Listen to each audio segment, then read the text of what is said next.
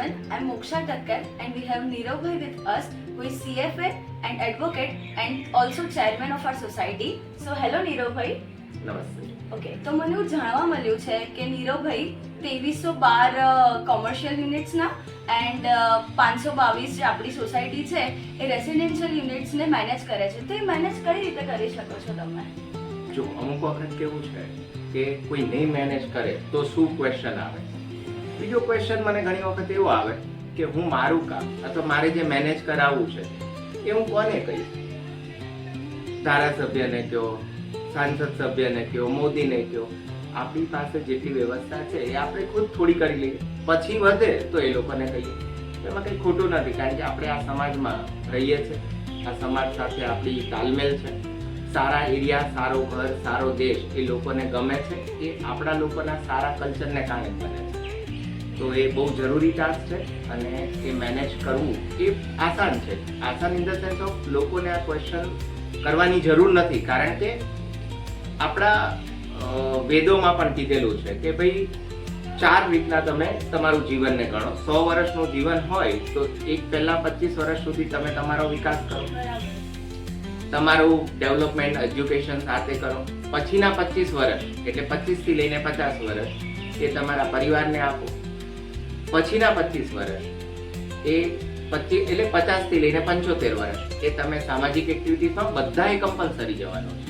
આવું શાસ્ત્રોમાં જ કીધેલું છે અને it is a good task, કારણ કે જ્યાંથી તમે લીધું છે, સમાજ પાસેથી કંઈ લીધું છે તો તમારા જીવન દરમિયાન તમે સમાજને આપો. એકલું ખાલી પરિવાર સેન્ટ્રિક એ થોડું સંકુચિત માનસ છે કે ભાઈ મારા પરિવાર માટે જ હું જીવું. બધાને પરિવાર માનો, વસુદેવ કુટુંબકમ ગણો. So that is a good ideology for anyone.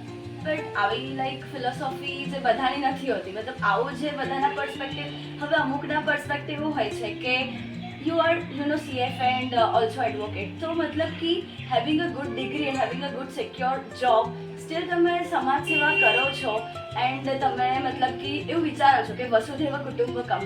હવે જનરલી બધાને કેવું હોય કે ભાઈ મારી પાસે 2 BHK છે, so I want 3 BHK or 4 BHK or I want a bungalow, તો એના માટે મારે મહેનત કરવી છે. મારી પાસે નાની કાર છે ઓર મારી પાસે 2 વ્હીલર છે, તો મારે કાર માટે મહેનત કરવી છે. પણ તમારી ફિલોસોફી અલગ છે કે મારે સાથે સાથે કમાવું પણ છે અને મતલબ સમાજને પણ આપવું છે. તમને એવી ઈચ્છા નથી થતી કે હું સમાજ માટે શું કામ કરું છું? લાઈક આપણે ડિટેલમાં છીએ. તમે એજ્યુકેશન કરો છો શેના માટે? કમાવા માટે.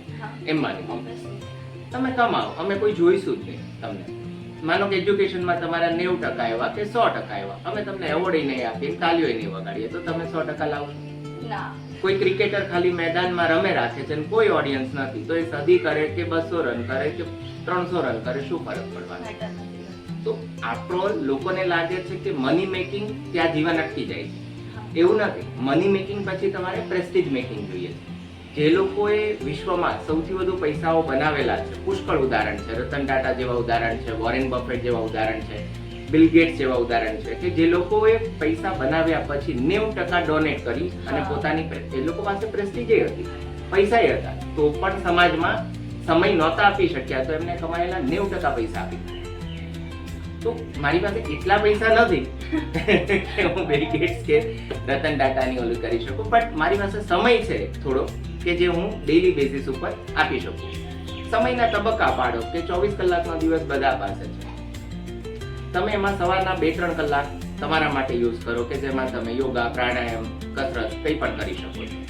પછીનો જે અવર્સ છે અમુક, એ તમે ઓફિશિયલ ટાઈમ જેમાં તમે જોબ, બિઝનેસ કંઈ પણ કરો છો, પછી થોડો પરિવારને આપો અને થોડો સમાજને આપો. 4 તબક્કામાં જીવન, 4 તબક્કામાં દિવસ, તો પછી ઈઝી છે. બરાબર. એમ બી વચ્ચે પ્રીતિ ઝિંટાએ એના 34th બર્થડે પર 34th જણને અડોપ્ટ કર્યા ને, મતલબ તો એ બી સમાજ સેવા કરે છે. સારું છે. મતલબ આ જે પર્સપેક્ટિવથી વિચારવાળા મારા મતલબ મંતવ્યથી ઓછા હોય છે એમ કે સમાજ સેવા આજના માટે બહુ ઓછી બની ગઈ છે. આ ટોપિક નીકાળવો પડ્યો. હકીકતમાં સમાજ સેવા એ આપણી ડ્યુટી છે. હા, બટ કોઈ જે માનતું લોકો નથી. હિંમતવાળા લોકો હોય ને કે જે પરિવાર કરતા બહારનું કરી શકે, આમ તો ફરજ જ છે, પણ પરિવાર સુધી સંકુચિત રહેવાની ભાવના અને લોકોને કહેવામાં નથી એવું કે ભાઈ હવે ધીમે ધીમે કેવું છે કે સંકુચિત ભાવના, મારો પરિવાર, મારું ઘર, મારી વસ્તુઓ, તો મારા વાળું કરતા આપણું થતું જશે ને તો સમાજ થોડો વિસ્તૃત થતો જશે. હા બરાબર છે. એવું ના એટલે એ વસ્તુ તો સારી છે કે આપણે સમાજ માટે જીવીએ, બટ તમે મેનેજ કઈ રીતે કરો છો? મતલબ તમારી જોબ છે, પછી તમારે બીજા, એન્ડ તમે સોસાયટીમાં અમુક વખત હું રહું છું, મને ખબર નથી હોતી કે ક્યારે કયા કામ થઈ જાય છે. વચ્ચે લાઈક તમે કોર્પોરેશન જોડે ડીલ કરીને જે પ્રોબ્લેમ હતો, જે આપણે પાછળ જે વોલનો થયો હતો, અને પછી જે બીજા, એટલે ઘણા બધા નાના મોટા પ્રોબ્લેમ્સ હોય છે જે ઘણા બધાને ખબર નથી હોતી. તો તમે કઈ રીતે કરી શકો છો? આમાં શું છે કે તમારી ઉર્જા જનરેટ થાય છે દરેક મનુષ્યમાં એના કાર્ય પ્રમાણે અને એના સ્વભાવ પ્રમાણે ઉર્જા હોય. આપણે નથી કહેતા અમુક કાર્ય તો બોલવું જ નહીં ભાઈ. તો એ ઉર્જાના પ્રમાણમાં જો તમે સારું કરવા માંડો છો તો તમારી ક્રેડિટ, ત્યાં એક બેલેન્સ શીટ છે. સારું કરવા માંડ્યા જે નિસ્વાર્થ છે, સ્વાર્થવાળામાં તમારું બેંક બેલેન્સ ભરાઈ જશે. જે નિસ્વાર્થ છે એની ક્રેડિટ અલગ છે. એટલે જો રાજકારણીઓ જલ્દીથી હેરાન નથી થતા, 80 વર્ષથી તે રહે છે, ઇટ્સ અ ગુડ થિંગ કે ક્યાંક ને ક્યાંક સારું કરેલું હશે, એટલા માટે તો એ લોકો હજી સુધી કરી શકે છે. આપણે નોર્મલ લોકો જોઈએ છે 70-80 વર્ષના તો નથી એવું વર્ક કરી શકતા. મોદીજી જો તમે કેટલી, એટલે એમનામાં એનર્જી આપણા કરતા વધુ છે. તો કહેવાનો મતલબ તમે નિસ્વાર્થ જ્યારે કામ કરો છો ને ત્યારે તમારામાં એક અલગ એનર્જી આવે છે, અને પછી તમારું બાકીના લોકો જેમ કે તમે લોકો છો, અથવા મારી જે બી સોસાયટીમાં મેનેજ કરું છું એ લોકો છે, એ તમારી વાત માનશે, કારણ કે એમાં તમારો પ્રભાવ પડશે, કારણ કે સ્વાર્થ નથી. અને બહાર થોડા કદાચ પોલિટિકલ ઓળખાણો હોય, આ તે એ બી વધશે. કેમ? કારણ કે એ લોકોને બી ખ્યાલ આવશે કે આવા માણસો ઓછા છે. તો તમે ચાર્ટર થવાથી કે વકીલ થવાથી સારા નથી થઈ જતા. હકીકતમાં તો જર્ની તમે એક સારા મનુષ્ય તરીકે, મનુષ્યના સર્કલમાં સારા છો તો જ તાલીઓ વાગશે. હા એ તો છે, એ તો કહેવાય છે ને, એજ્યુકેશન ગમે તેટલું હોય પણ માણસ કેવો છે એ મેટર કરે છે. હા પણ એક બીજો ક્વેશ્ચન થાય, લાઈક એક બીજા આપણે પહેલું વિચારીએ તો હવે સપોઝ સમાજ સેવા કરવી બધાને ગમે છે અને કોઈકને સમાજ સેવા કરવી છે, પણ ટાઈમ નથી નીકળતો. મોસ્ટલી જે છે ટાઈમ મેનેજમેન્ટ છે.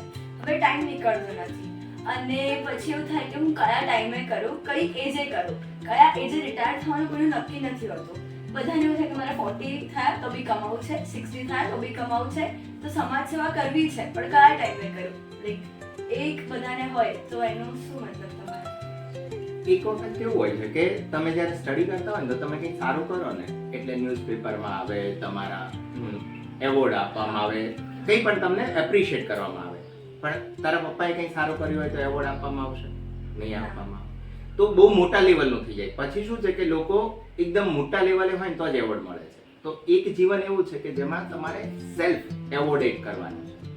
તો તમે સમાજનું કંઈ સારું કરશો તો ઘરે જતી વખતે તમને લાગશે કે મેં મારા પરિવાર કરતા બહાર નાનું કંઈ સારું કર્યું. અને તો સારું ફીલ થાય જ છે. તમે કોઈની હેલ્પ કરો તો એ દિવસ જે જાય છે તો પરફેક્ટ. હા બહુ જ. તો એક એનર્જી છે કે એકદમ પરાયા લોકોને તમે મદદ કરી દીધી, અથવા કોઈ વ્યક્તિનું તમે કંઈ સારું કર્યું, એટલે એક સેલ્ફ એવોર્ડેટ કર્યું.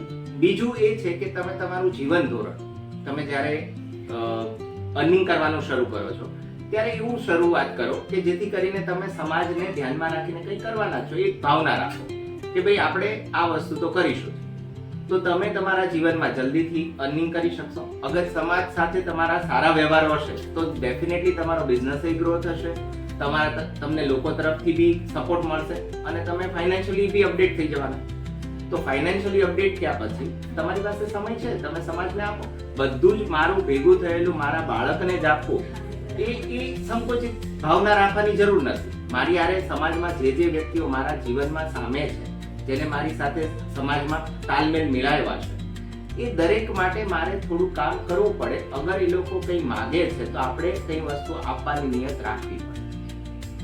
કોઈને જરૂર હશે તો જ માગશે, નહીતર તો માનો કે કોઈ નથી માગવાનું. તો મને સારું લાગે છે કે અગર કોઈને મારી જરૂરિયાત દેખાય છે અને હું આપી શકું છું તો ઇટ્સ અ ગુડ આઈડિયોલોજી. તો હું આપવા પ્રયત્ન કરું છું. ભાઈ ચલો કોઈને જોઈએ છે લો. તો સેવા એ બેઝિકલી કહેવાય ને કે મની કરતા પણ મોટો રોલ નિભાવે. હા બરાબર. અને આશીર્વાદ કેટલા મળે, મતલબ તમને good blessing is a good thing. Good. અને એનાથી જ તમે આગળ વધો છો દરેક જગ્યાએ. એ તો બહુ જ સારું કામ. અને એક બીજો ક્વેશ્ચન થાય કે તમને આપણી સોસાયટીમાં નવરાત્રી છે, ગણેશ ચતુર્થી છે, પછી બેડમિન્ટન ટુર્નામેન્ટ, ક્રિકેટ ટુર્નામેન્ટ, અને હમણાં આપણે યુનિક એક થિંગ કરી કે અવોર્ડ સેરેમની. જે જનરલી કોઈ સોસાયટીમાં નથી હોતી, તો એ તમે કઈ રીતે મેનેજ કરી શકો? અને આવી રીતે જે આઈડિયોલોજી છે, જે થોટ્સ આવી રીતે આવે છે, એ કઈ રીતે આવી શકે છે એમ? હંમેશા છે ને થોટ મહત્વનું છે. અગર થોટ આવે તો થોટ સાથે સેમ થોટ વાળા લોકો ધીમે ધીમે જોડાવાનું શરૂ કરે છે. લીડરની જરૂર પડે છે. હવે એમાં સવાલ એ છે કે એક જોડાવા, માનો કે લોકો જુલુસોમાં જોડાય છે, તો એ એક ડિમાન્ડ બેઝ અથવા જરૂરિયાત બેઝ જુલુસ હોય છે. અને એક સારા કામમાં જોડાય છે કે જેમાં તમે ધાર્મિક યાત્રાઓ જોતા હશો અથવા માનો કે કોઈ ધર્મનો જુલુસ જોતા હશો. આપણું એવું એક જુલુસ છે નાનું તો સોસાયટી પૂરતું કે ક્રિકેટ ટુર્નામેન્ટ આયોજન કર્યું તો 100 થી વધુ લોકોએ અંદર નામ નોંધાવ્યું, તો 10 થી વધુ ટીમ બની. આપણા વર્ષોથી IPL ની જેટલી ટીમો છે એટલી આપણે ત્યાં ટીમો બને છે, બરાબર? અને સેમ ટાઈમે આપણે આયોજન કરીને પૂરું કરીએ છીએ અને બધા લોકો એમાં પાર્ટિસિપેશન કરે છે.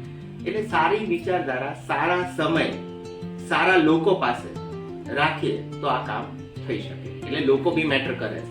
ઓબ્વિયસલી તમારી આજુબાજુ કેવા લોકો છે તો મેટર કરે છે. એમની જે થોટ પ્રોસેસ આપણી સાથે મેચ થાય છે એ પહેલું છે. અને એ કેવું વિચારે છે ને એનાથી બી આપણી થોડી પ્રોસેસ આગળ વધે છે. મતલબ જો આપણી પાસે કોઈ સારા લોકો હોય તો આપણે થોડું એ રીતે, બટ આપણી પાસે કોઈ એવા થોટ વાળા કે જવા દે નથી કરવું, એટલે પીપલ તો બહુ જ મેટર કરે છે, એ તો છે. એન્ડ સેકન્ડ થિંગ એ છે કે અમુક વચ્ચે આપણે જે કોર્પોરેટર જોડેથી તમે જે કામ કરે અને તમે કંઈક સારો ફંડ લાવીને સોસાયટીમાં કંઈક નવું કરવા જઈ રહ્યા છો, એ થોડું સસ્પેન્સ રાખ્યું છે.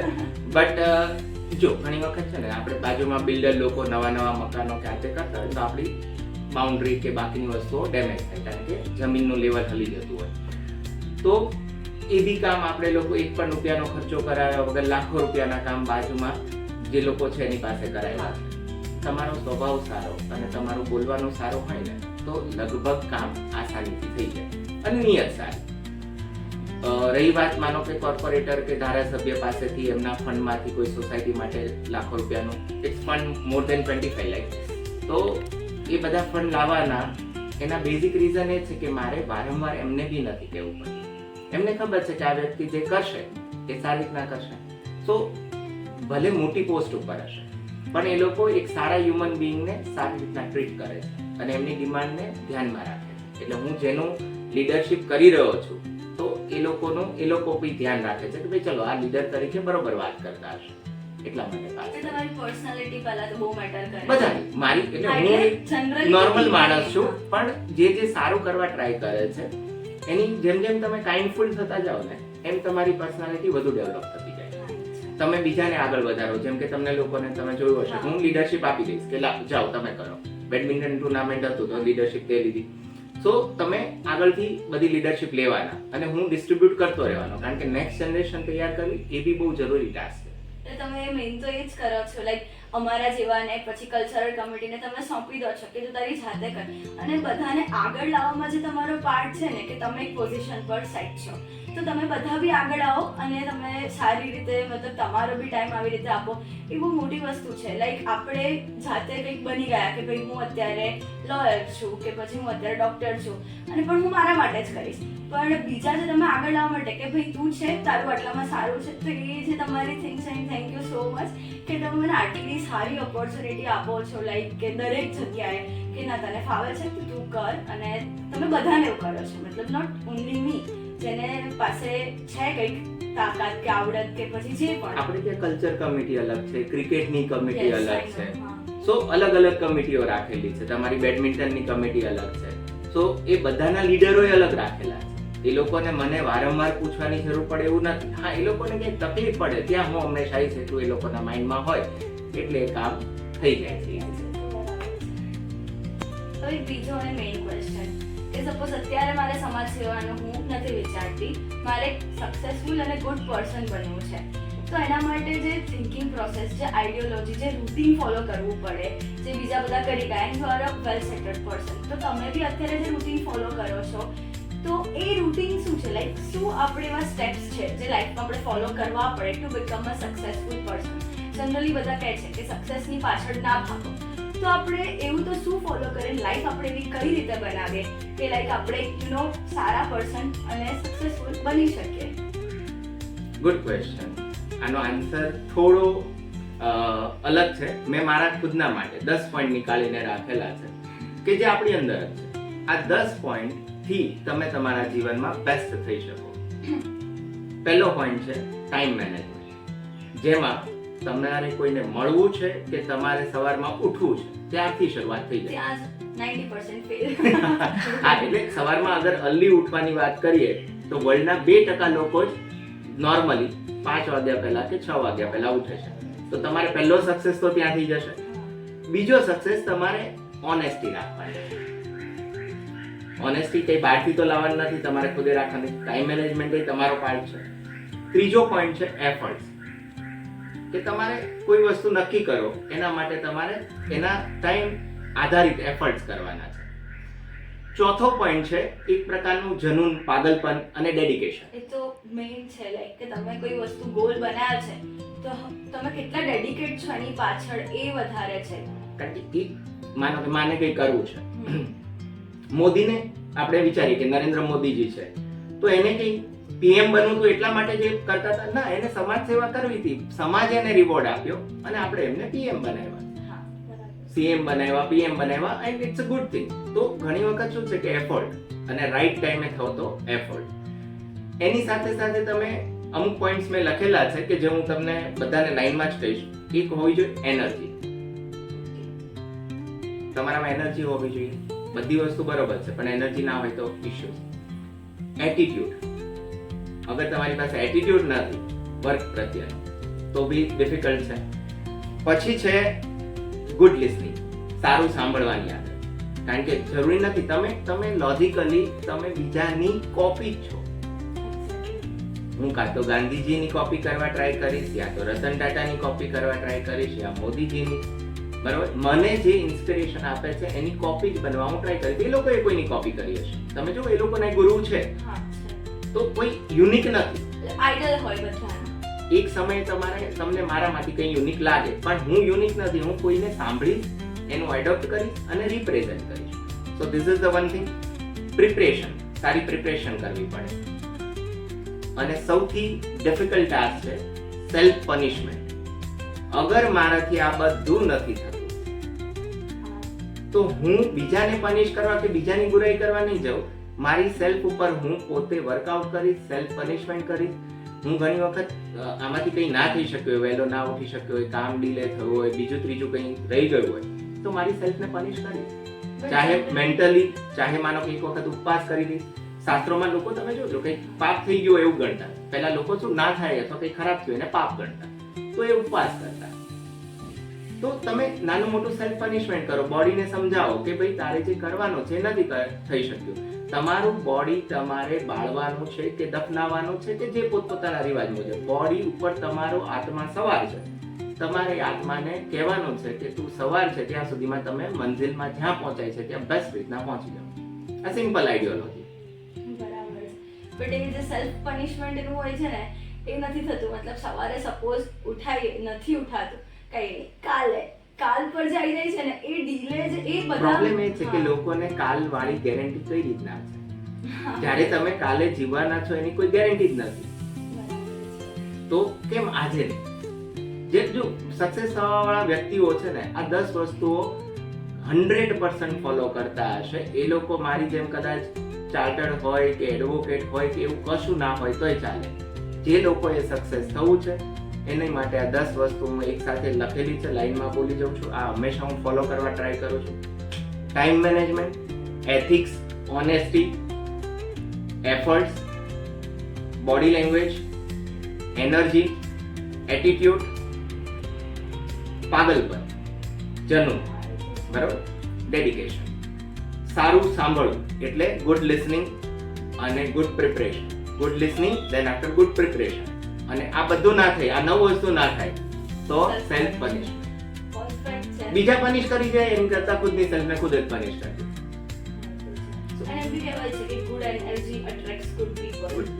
તો જે મતલબ તમારી જે એનર્જી છે, તમારી સરાઉન્ડિંગ જે બધા જે પીપલ ને બધું તમને ગમતું હશે બીકોઝ તમારી એનર્જી ગુડ છે, મતલબ તો તમે અટ્રેક્ટ કરી શકો ગુડ પીપલ. એક નેચરલ વસ્તુ છે. અગર એનર્જી ગુડ હશે તો તમારી આજુબાજુ ગુડ લોકો કલેક્ટ થઈ જશે. It's a normal thing.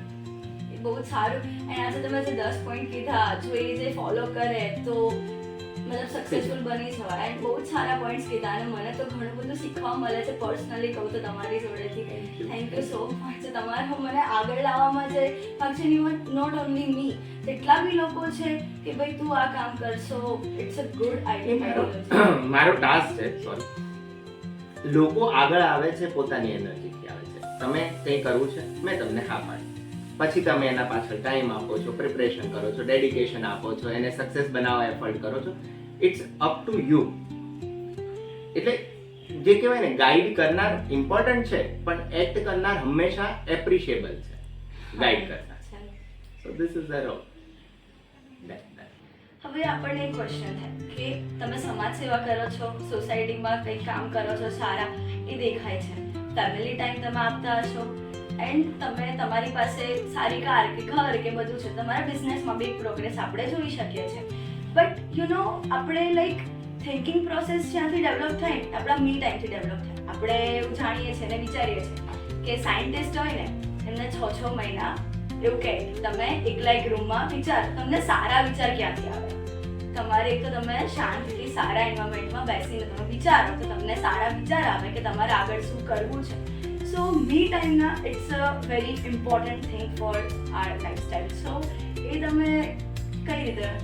પહેલા એક વસ્તુ ક્લિયર કરી દઉં, જે લોકો આ વિડીયો જોવે છે એમાં એજમાં થોડા મોટા છે, એના માટે મી ટાઈમ ધેટ મીન્સ કે પોતાના માટે આપવાનો સમય.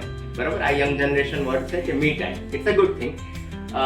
જો સવાર તમારી જ્યારે કોઈ નથી ઉઠેલું ત્યારે તમે તમારા શરીર માટે આપો. શરીર માટે તમારે એક્સરસાઇઝ કરો છો, પ્રાણાયામ, વોક જે બી કરો છો, તે કીધું એ સાચી વાત છે કે એ જ દરમિયાન તમને સારા વિચારો જનરેટ થાય છે અને એ જ દરમિયાન તમારે સારા ઓક્સિજન લેવલ બિલ્ટઅપ થાય છે. તમારામાં એક અલગ એનર્જી આવે છે, જેને આપણે કુદરતી એનર્જી માનો કે મોબાઈલ ટાવર જેવું છે. તમે સવારમાં જ્યારે યોગ કરવા, પ્રાણાયામ કરવા, એક્સરસાઇઝ કરવા, સ્વિમિંગ કરવા, કોઈ પણ સાયકલિંગ, વોકિંગ જે બી કરવા નીકળો છો, ત્યારે તમને એક સરસ મજાની ઉર્જા મળે છે કે જે તમને આગળના પૂરા દિવસ માટે કામમાં લાગે છે. તો એ બહુ જરૂરી સમય છે કે જેમાં તમે સારી રીતના પોતાની સેલ્ફને ડિઝાઇન કરી શકો. અને તમને ખ્યાલ આવે છે, ઘણી વખત તમને ખ્યાલ આવે છે કે તમે 18 ના હતા ત્યારે શું કરી શકતા હતા અને હવે 30 ના થયા તો શું કરી શકશો, 40 ના થયા તો શું કરી શકશો. થિંકિંગથી જ બધું થાય છે કે તો તમને ખબર છે કે લાઈફ છે ને એ ડાઉન ટ્રેન્ડમાં છે. યાની તમારી એક ડેસ્ટિનેશન ફિક્સ છે કે ભાઈ તમારું ડેથ તરફનું જર્ની શરૂ છે. એ જર્નીની અંદર તમારે અલગ અલગ રોલ નિભાવતા જવાના છે. હવે તમને તમારા માટેનો જો સમય નથી મળતો, ઘણા લોકો હું જોઉં છું, આપણે ત્યાં હેલ્થ સેન્ટર ને જીમ છે આપણી સોસાયટીમાં, કોઈ નથી આવતું. બરાબર? યોગા કરવા બી 522 ઘરમાંથી 5 લોકો નથી હોતા. તો હું જોઉં છું કે લોકો પોતાના માટે સમય નહીં આપે. અગર હું મારા માટે સમય નહીં આપું તો હું આગળ જતા એટલો કેપેબલ નહીં રહી શકું.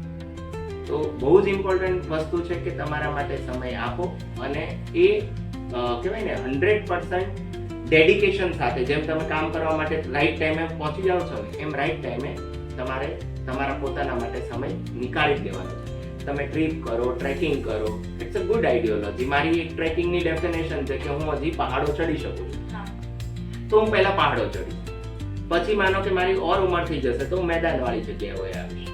ઓર ઉંમર થઈ જશે તો જાત્રા છે, ઓર ઉંમર થઈ જશે તો દરિયા કિનારે. તો કહેવાનો મતલબ લાઈફની જર્ની માટે કુદરતે એવી ડિઝાઇન કરેલી છે કે તમારા તાકાત છે તો પહેલા પર્વતો ચડો.